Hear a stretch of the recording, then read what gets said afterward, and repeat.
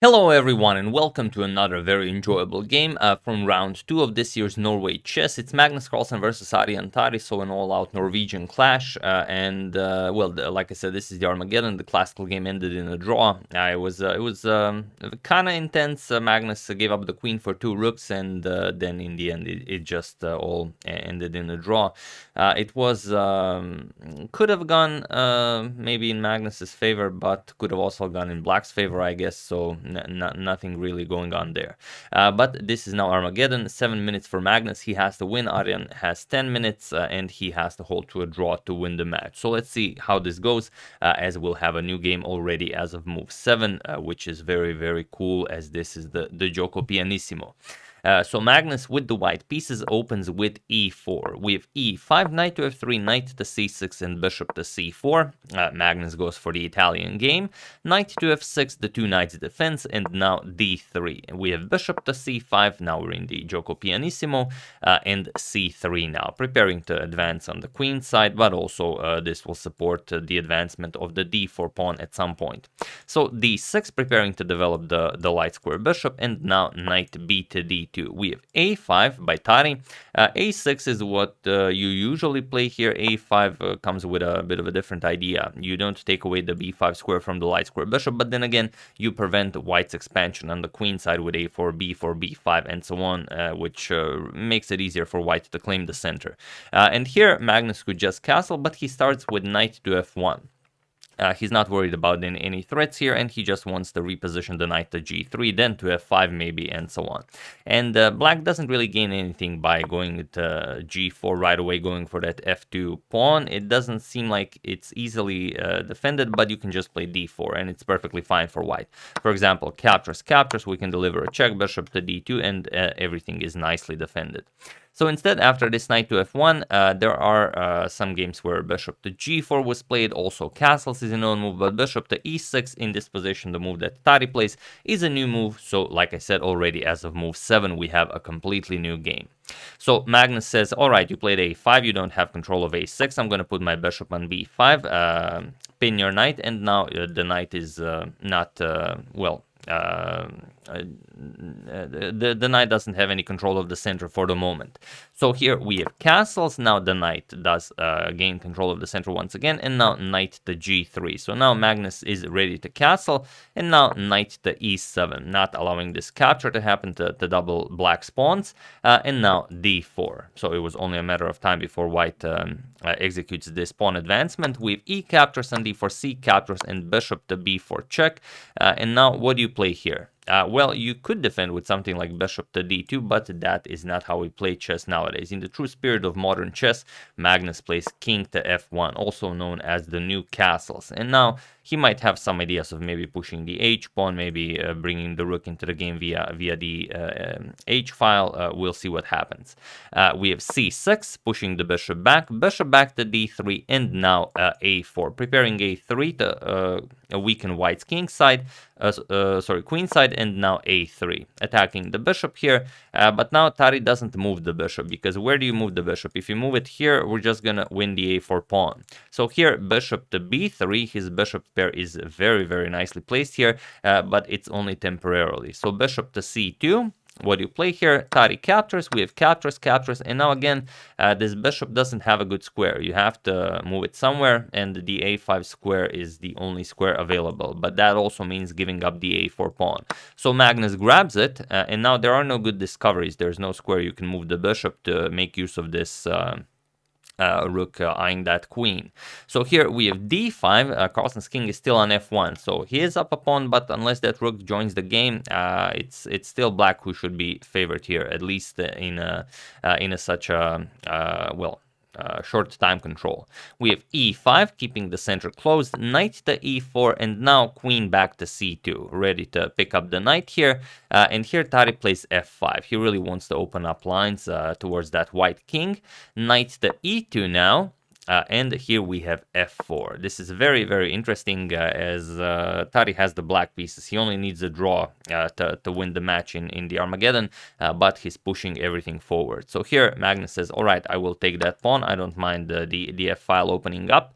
And knight to g6 now, attacking the bishop, and also that knight is coming to h4. You want to trade this knight for the f3 knight, and then the queen will have access to white's king side. So bishop back to e3, and now knight to h4. So now, of course, you could capture here, but this just gives black too much. Look at all this pressure along the f-file. Black can easily double up on the f-file, and it's gonna be ugly. So after knight to h4, Magnus just continues with knight to g3. He says you can have this knight and the pawn if you want. It's not a problem, and indeed it is not a problem. For example, if knight captures, g captures, which was played in the game, had Tari continued with rook captures on f3, Magnus wants to play king to g2, and he would very much enjoy giving up this pawn to get the rook into the game. For example, if queen to f8, we can just play queen e2, and now this rook has to move. Once the rook moves, we're going to play f3, kick away the knight, and now the knight could go back. You could capture on g3, but again, it's white who's better. There's no pressure along the f-file. The queen and king do a fine job defending everything, and you can even double up here on the h-file, while black's bishop will have a very hard time of entering the game. There really is no way for this bishop to enter the game with white's very strong center here. At some point, you will have to play c5 to break open the center, but that requires a few moves. So instead, after g captures on f3, Tari doesn't go for the pawn. He plays knight to g5. Now he has ideas of knight captures on f3, and now f4. Attacking the knight, the pawn is now nicely defended here. Knight to f3, and now you could go for king to g2, but then knight to h4 check might come in handy to black. So Magnus plays h4, advances this pawn, and takes away the h4 square from the black knight. And now king to g2 is definitely playable.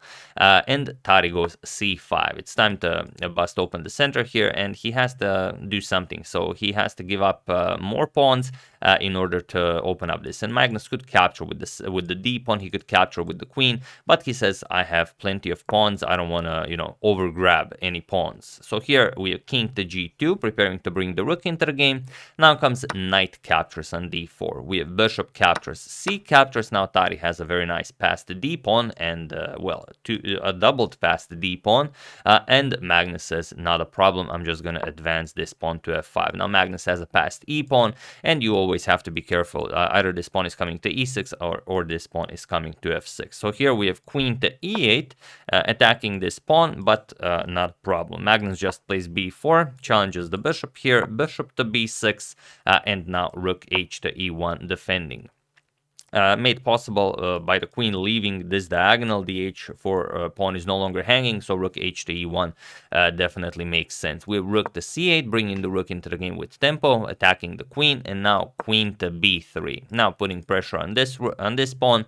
So ideas like rook to c3 are not yet possible. The d5 pawn will fall. So here we have rook to c4, but now again queen to f3, again going for this pawn, and this time with an even greater threat.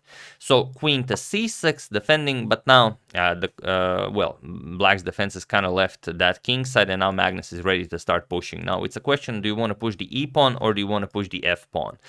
Since this is a must-win game and the time on the clock is low, Magnus plays f6. If this was a classical game, surely e6 would come, and then e7, and then we would see something in those lines. But here we have f6, and now how can black defend? For the moment, white can't really capture anything as the queen is also on the f-file.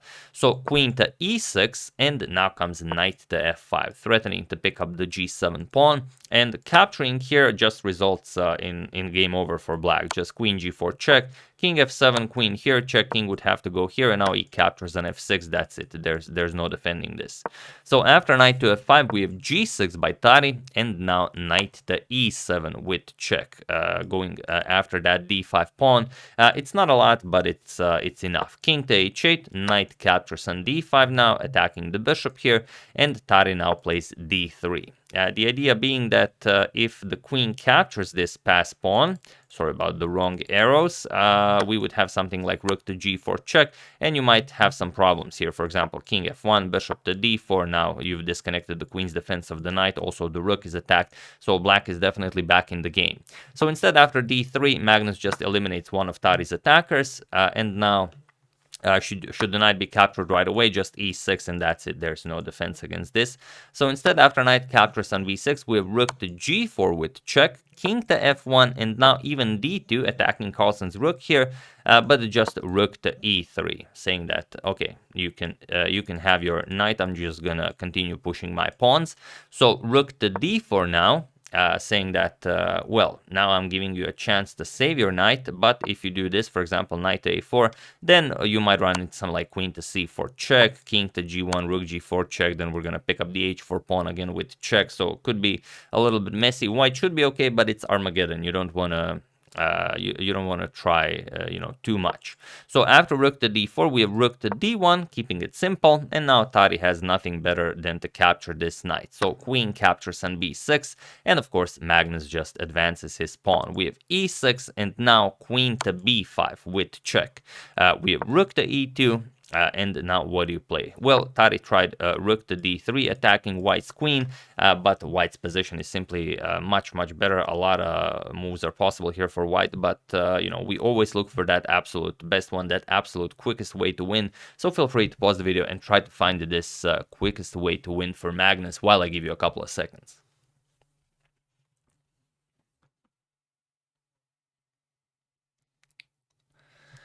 So for those of you who were able to do it, congratulations on, well, you could move the queen. That's perfectly fine. Queen f4, queen e4, that works. But we always look for that absolute quickest way. So for those of you who found it, congratulations. You are an excellent spotter of the quickest way to win. The move is e7. I know it seems fairly simple, but you always have to make sure that it really works. And now what do you do here? Well, rook to e8. Of course, if we capture the queen, then just capture here with checkmate, or we don't even have to bring a queen. Even bringing a rook into the game is enough, since the pawn covers the g7 square, so it all ends in checkmate. So here we have rook to e8, and now I know you guys really want to push f7, but f7 would be a mistake here. It's okay to play with style, just not too much style. If we play f7 now, then the problem is we can just capture the queen, and now this f8 square is defended twice, so you're not bringing a queen into the game. And if you capture here, the queen guards the d8 square, so you will not be enjoying a new queen anytime soon. White is still okay. He does have two rooks, and he will have this pawn on e7 remaining, but that would be a way to ruin this game. So instead, after rook to e8, now you have to play a slow move. Queen to e4 was played, just getting the queen out of danger. Now f7 is unstoppable. So queen to d7 by Tari, trying to start some trouble with queen to h3 check, but just f7. There's no defense against this. Whatever you play doesn't really matter. So queen to h3 check, king to g1, and it was in this position on move 47 that Aryan Tari resigned the game, and another very nice victory for Magnus Carlsen in round 2 of the Norway Chess 2021 in Armageddon. So he doesn't get the full 3 points, but he gets a point for a draw and another half a point for winning the Armageddon. And here you resign because there's no continuation. Whatever you play, of course, you can see that everything is hanging. Even ideas like queen to e5 checkmate are in the air, so there's absolutely nothing to try here. You could try something like rook to g3 check, captures, rook to g2, but that's it. There's no continuing this. It would be pointless. Of course, Ari knows this, and after king g1 he resigned the game. So that's the game. Hope you guys enjoyed it. Very nice all-out Norwegian clash. I would like to thank F. Lightheart, Suhas Rajachandragupta, Liv Yuhen, Jeff Langley, and Samuel Kamuli for contribution to my channel. Thank you a lot. I really appreciate it. As usual, you can check 2 of my previous videos here. Thank you all for watching, and I will see you soon, continuing the coverage of this very nice tournament, checking up on your wonderful suggestions and whatever else happens in the chess world. So thank you all. I will see you soon, and have an excellent rest of your day.